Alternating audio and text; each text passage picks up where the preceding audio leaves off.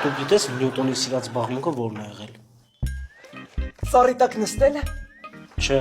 ձեռի ուժ գտնելը։ Ես Նյուտոնի կյանքի մասին պատմող գիրքը 50 անգամից ավել եմ կարդացել եւ վստահ կարող եմ ասել, որ այնտեղ նման բան չկա։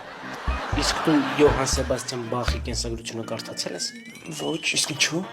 Այ որ կարդալ կիմանայի, որ Բախը եւ Նյուտոնը մոտ ընկերներ են եղել։ Ու իրանց սիրած զբաղմունքը եղել է ծառի տակ ձեռի ուժ գտնելը։ Բայց նման բան չկա Նյուտոնի կյանքի մասին պատմող գրքում։ Դե որովհետեւ Նյուտոնը միշտ կրվել է, դրա համար էլ չի գրել։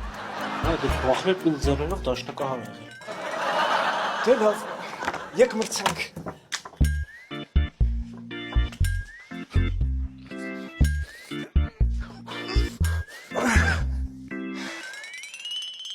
Հաստորեն ես քեզանից ուժեղ եմ։ Դե հա, բայց ես էլ խելքով եմ ուժեղ։